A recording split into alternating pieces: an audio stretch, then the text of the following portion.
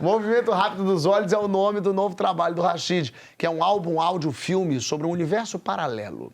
E a gente debate agora a necessidade de fugir da nossa realidade. Fugir da realidade é alienação ou um jeito de não enlouquecer? A própria Copa do Mundo é um evento alienante. Será? Talvez? Foge lá para a hashtag Papo de Segunda no GNT.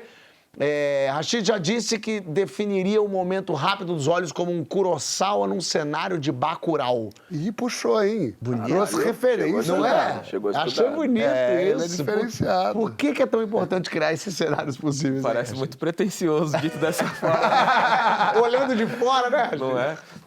Não, mas a parada é a seguinte. Para fazer o disco, eu, cara, consumo tanta coisa há tanto tempo. Você diz drogas. Minha mãe tá assistindo. Perfeito, eu tô falando de mentira, farmacêuticas vendidas. Mas eu consumo tanta coisa de cinema, de quadrinho, de literatura, música. E, assim, quem me acompanha no rap, quem acompanha o rap brasileiro, e já topou com o nome do Rashid algumas vezes, talvez, não sei, essa sou eu tentando tomar os olhos do ouvinte, né? Ou os ouvidos do ouvinte. Talvez não tenha reparado de tudo isso que eu falo, essas referências, essa influência toda tão objetiva, tão explícita na minha música. E aí esse trampo, esse disco, foi a hora que eu decidi extravasar mesmo, deixar a coisa transbordar. Tipo, cara, eu falo tanto de um monte de coisa, troco ideia com meus amigos, é livro pra cá, é quadrinho pra lá, é cinema pra lá. E eu sentia que, de certa forma, a minha música não deixava isso explícito. Pô, Rashid, o que você ouve aí na sua casa, fora o rap? Pô, eu escuto Gilberto Gil pra caramba, foi um dos meus artistas mais ouvidos aí agora, nesses paradas que tem de final de ano. Escuto jazz, tá, e aí, beleza, você vai ouvir o Rashid. Eu acho que isso não era tão nítido assim na parada que eu fazia. E aí, dessa vez, trazer essas referências todas e falar disso despretensiosamente. Então quer dizer que seu disco tem muita coisa de Gilberto Gil, é isso que você quer dizer, né? Você tá dizendo que você é o novo Gilberto Gil. Que você é o novo Gilberto Gil. É o novo Gilberto Gil com Kurosawa. Você fala das referências, né, que você, me corrija se eu estiver errado, que você trabalhou para falar mais das suas referências nesse disco. Mas não é... É velho falar disco, né?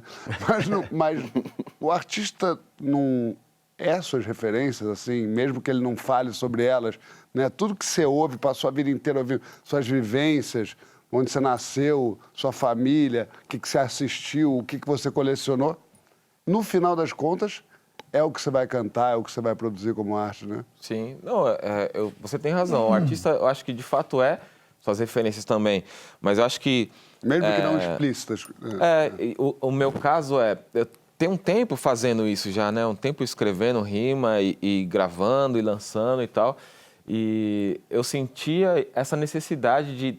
Pô, peraí, eu tenho acesso a umas coisas aqui e talvez eu não esteja abrindo essa porta para que o ouvinte chegue lá através da minha música também, saca? Então eu queria que a pessoa escutasse meu som e fala, pô, agora eu tô entendendo que o Rashid... Caramba, o Rashid tá de fato, ele tá pisando em outros lugares, trazendo coisas para cá, sabe? Também um anseio de como estou contribuindo para a cultura da qual faço parte, saca? Que aí entra a cultura hip-hop, mas também entra a cultura brasileira, que já é uma outra discussão, uma bolha maior na qual a gente está inserido, e é a preocupação de o que a gente está deixando para isso, saca? Então, estou tentando trazer...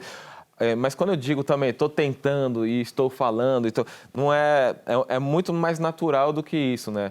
Mas é mais uma coisa de terminar o trabalho e sentir, pô, dessa vez eu acho que eu sinto isso, as melodias que eu escuto, as coisas que eu gosto, sabe? A música brasileira está aqui presente do meu jeito, porque também tem a coisa de como você faz uma música, a música rap especificamente, que não nasceu no Brasil, mas vindo para o Brasil...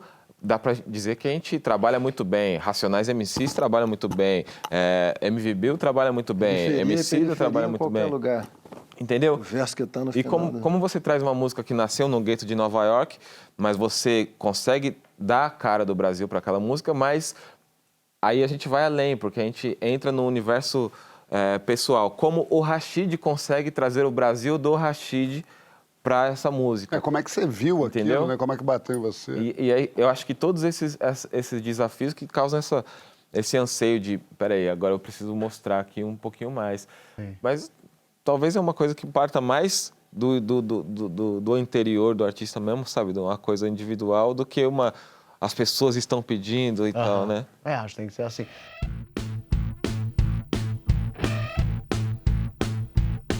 O rapper tem que fazer música sobre a realidade. Não deixa você escapar nem nessa hora, Emicida. Nem Você não ouviu Passarinhos?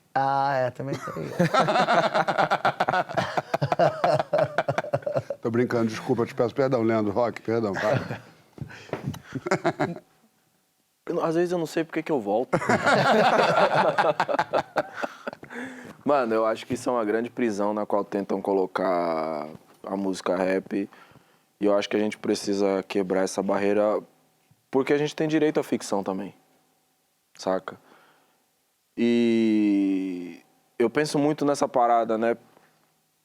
Todos os ótimos cantores de rap, eles partem de um lugar muito concreto, de uma descrição praticamente literal da realidade que se vive, sabe? Principalmente a geração que vem antes da nossa. Sim. A nossa geração já é uma geração que foi tida como fresca, sabe? Tinha uma coisa frescura de pai, poesia, Sim. e falar de umas coisas mais abstratas. A gente já representa uma geração que começa a se permitir mergulhar de verdade no abstrato, assim. Tem uma entre-safra ali que faz isso, mas não alcança grande visibilidade. Eu acho que a nossa geração, ela já tem um mergulho nisso e com a dor e a delícia de ser isso, porque a imagem que o Brasil grande tem da música rap é essa imagem que você acabou de falar, dessa música calcada na realidade, ela é um cronista da realidade, e quando foge disso, nem sequer pode ser chamado de rap. E da realidade é da dor, do sofrimento Sim. e da dureza da realidade, né? É isso, e isso acaba se transformando numa grande prisão. Então, pra mim é muito louco perceber que à medida que os melhores eles vão evoluindo, eles vão passando a buscar essa coisa abstrata. De alguma maneira, eles vão se voltar para dentro de si e compartilhar outras experiências que não são necessariamente somente a denúncia e a crônica. E aí eu acho que a gente tem um salto qualitativo mesmo no que o rap consegue produzir no sentido literário da coisa mesmo. Eu acho que a gente está vivendo um momento interessante pra caralho, que é o seguinte: pela primeira vez, a cultura hip hop vai ter seus velhinhos, mano. Seus tiozinhos, saca? O ano que vem faz 50 anos. Você? de hip hop. Tá ótimo. Uma graça, pele boa, né? Eu achei que você tá bem. Quer dizer, não o Rapaz, corpo meu cabelo tá aqui tá indo, ó. Pela primeira vez, essa cultura vai ter 50 anos. E é louco isso, porque nos Estados Unidos, tem vários rappers que são mais velhos do que 50 anos, né? Uhum. Mas o Brasil, agora, recentemente, né, nessa última década, a gente começou a ter os primeiros artistas que passam dos 50 anos, né? Então Sim. a gente vai ter aí Taíde, Sim. D2, Brown, Bravo. Ed Rock. E isso é muito louco, E porque essa maturidade... Todo mundo melhor que nós aí, né? Fisicamente, pegar acho que esse é um Racionais, cara, sinal, hein? tudo crossfiteiro, tio. Nós tudo com dor na lombar já, tá ligado? Só o Rapaz, jeito que você fez ele o exercício. Já deu pra ver. Parecia minha tia falando, eu faço minha física todo Eu não queria dia. dar uma má notícia pra vocês, não, mas a primeira geração do samba, que é da Cidade Nova, os caras viveram tudo até 80 anos, né? Heitor dos Prazeres, Pixinguinha, João da Baiana. A segunda morreu tudo com 30. Calma. Vocês já estão no lucro, hein? Deus é mais. Vocês é o contrário, Devemos vocês são a carapentes. geração que, na verdade, se cuida, a julgar por você, pelo menos, né? Mas Cultiva também eu não sou a média, boa. viu, Chico? Não sou a média, viu? Agora, o que eu acho que é bonito é isso. Acho que essa maturidade, ela também tem provocado os artistas a produzir um outro tipo de poesia que faz justiça a esse lugar de onde eles olham o mundo agora. Porque agora todo mundo é pai de família, não é pai de família que tem um bebezinho, é pai de família de um filho que tem 30 anos, sabe? Então, tem uma outra visão de mundo, uma outra experiência sobre o que é ser um ser humano, saca? E acho que isso abre um espaço para que se explore, inclusive, a ficção de mil maneiras, saca? Não sei. Só uma coisa que eu queria pegar aqui, que você falou do... Você não tá falando do rap, porque é um universo, enfim, que nosso querido Rashid Eu gosto brilha. muito. Você gosta, você curte? E aí você falou desse negócio das pessoas falarem muito da periferia, daquilo que o Fábio falou, né? De morte, sei o quê, sobrevida, sei o quê. E aí eu fui vendo, não sei se é impressão minha, mas esse lugar da poesia, da melodia, da criação de universo, mas aí eu acho que o rap, aí eu não sei se eu estou completamente errado, eu ia perguntar isso para você, entrou nesse movimento que chamam de rap positivo, não sei se vocês já ouviram falar, não sei se é assim Estão que fala. falando isso aí? Estão falando isso aí. Que é esse negócio da realidade do vencedor. Que é, eu tô com os uísque, eu tô com o meu... que é um pouco o contrário do que era antes, mas também monotemático, no sentido de... eu tô aqui com várias notas de 100, que o carrão, não sei o quê. Você vê isso, tipo, uma resposta ou uma tendência nova?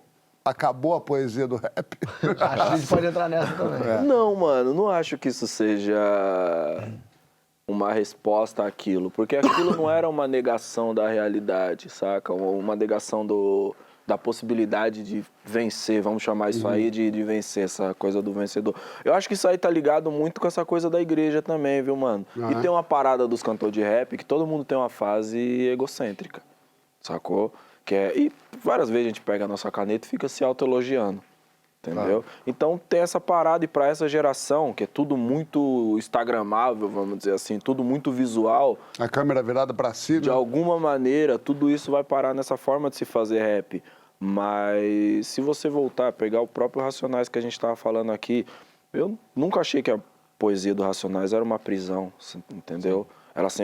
Eu sempre percebi ali que tinha um horizonte, sabe? Agora, a questão é, quando você olha isso de fora, tem tantos estereótipos na sua cabeça a respeito daquilo que você tem uma tendência a olhar e achar que aquilo é uma parada muito hermética, muito fechada, muito carrancuda e que dialoga e luta para manter a realidade do jeito que ela tá, saca?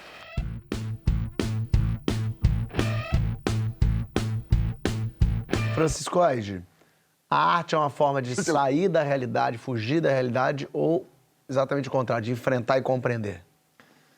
Eu fiquei por último na porrinha. Sempre que isso acontece, eu tenho vontade de comentar o que foi dito. Então, eu queria responder a sua pergunta comentando duas coisas que o Rashid e o Emicida falaram. Começando pelo Emicida. Uma coisa interessante de se pensar é, por exemplo, o rap dos Racionais dos anos 90, ou antes do Brown, pelo menos na minha leitura, não sei se vocês concordam, acho que o Brown, a certa altura da vida, quis deixar de ser herói e quis se permitir algum prazer. Então, o Brown se aproximou do William Magalhães, fez um som que começou a incluir um pouco mais de soul. O Brown começou a dançar um pouco no palco, né? O que era diferente daqueles movimentos mais secos e duros. Começou a cantar um pouco mais de melodia, né? Mas os Racionais da época ali, digamos, clássica, ali, Sobrevivendo no Inferno e tal. É engraçado, né, velho? Porque... esqueci a expressão que você usou exatamente assim, mas para mim aquilo não é exatamente, aquilo não é um retrato da realidade, porque a arte é um tipo de linguagem que tem uma singularidade, que ela é capaz de articular a linguagem verbal com afetos. E isso, para mim, a música faz mais do que qualquer outra, tem mais capacidade de fazer do que qualquer outra coisa, né? Eu acho que mesmo quando se trata de uma arte que supostamente é realista, ela, na verdade, ela apresenta a realidade melhor do que a vivência imediata da realidade. Então, quando você ouve, eu estou pegando a canção de Racionais aqui como um exemplo, porque é supostamente uma canção realista, nesse sentido de que supostamente já apresentaria para a gente o que a realidade apresenta. Eu acho isso o pior argumento possível diante da obra dos Racionais. É por isso que, às vezes, o Emicida faz a piada aqui, né, que você faz rap com música, cuja a premissa de fundo é que o rap originário, digamos assim, né, seria uma mera cópia da realidade, quando, na verdade, aquilo foi tão forte, e para mim é o acontecimento cultural mais importante do Brasil nos últimos 40 anos, é a obra dos Racionais, assim, aquilo é tão forte porque aquilo apresentou a realidade, não só para os grupos sociais que não a conheciam, mas, sobretudo, para as próprias pessoas que viviam aquela realidade. Isso é o poder da arte absolutamente extraordinário. É porque a gente não conhece a realidade que a gente vive mesmo. Sim. A gente precisa dos artistas para darem sentido e articularem o sentido com os afetos, para a gente poder entender a realidade em toda a sua dimensão, mesmo quando se trata de uma obra realista. É na obra realista que a gente conhece a realidade melhor do que aqui na vida mesmo, né? Eu concordo, assim, eu sinto que de fato acontece isso, de que uma coisa é você estar dentro daquela realidade, agora quando você junta essa sua visão com a visão de alguém que supostamente está do lado de fora, mas o Brau, o Ice Blue, os caras estão dentro também, o Ed Rock, só que que deram a volta completa e traduzem para você, de certa forma, essa bolha inteira, é isso aqui que está acontecendo, você junta com a sua visão e você, tá, agora eu me situei, entendi, então o Brasil é assim, o país que eu vivo é assim, eu sinto isso porque, para mim, o efeito foi esse, né, de alguém me falando o que estava rolando e eu juntando com o que eu estava vendo, ouvindo, testemunhando e tal. Mas o que eu sinto também na arte dos caras, claro, assim, sobre o lance da poesia no rap, acho que o contexto histórico é importantíssimo também, sabe? Porque por diversas vezes eu vi o próprio Brau falando que era necessário fazer a música daquele jeito, como eles fizeram. Agora mesmo no documentário deles a gente vê ele falando isso, de que num momento houve esse laço muito estreito, muito apertado com o movimento negro, então era preciso alguém que cantasse aquilo. Depois passou para um outro passo, que aí era a coisa do movimento negro, mas uma visão aplicada, a ciência aplicada na visão da quebrada, o que está acontecendo aqui e tal. Então você percebe essa evolução e eu acho que o contexto histórico é essencial assim, para a gente entender. E eu acho que o momento do país é delicado também, a gente passou por várias coisas, mas eu sinto que, de certa forma, hoje é tudo tão... É tudo muito, né? É tudo exagerado e tal, e talvez, de certa forma, não deu tempo disso refletir na arte em geral, assim. Não sei, talvez para quem está mais atento, e quer estar conectado com isso, também virou uma coisa industrial, né? O rap entrou nessa coisa, nessa fase indústria, então virou um lance, existe a escolha, né? Por que caminho você quer seguir, né? E aí tem a coisa, você vai vender menos se você ficar falando isso aí tudo. Da realidade. Exato. E um outro ponto é que eu sempre percebi também, por exemplo, como a gente começou a falar de Racionais, eu sempre percebi um lance de que o Brau, por exemplo, ele juntava, sei lá, numa música como Tô Ouvindo Alguém Me Chamar, ele juntava vários trechos de realidade, vários recortes da realidade, e no final das contas aquilo é uma ficção, é uma não realidade, correto? Mas são tantos pedaços de coisas que ele viu, histórias que ele ouviu e tal, e coisas que ele viveu, que aquilo se torna real. Tanto que, não à toa, a gente tinha o Guina aí, né, o famoso Guina aí, pregando aí nas igrejas, falando que era o personagem da música dos caras. Que a pessoa que compôs, no caso o Brau, ele compôs com tanta vivacidade aquilo ali, com tanto detalhe, que aparece alguém falando que é aquele personagem e as pessoas acreditam, porque aquela história parece muito real, mas ela foi feita de recortes de uma realidade. E ela não é exatamente uma história, não é uma narrativa real, de fato.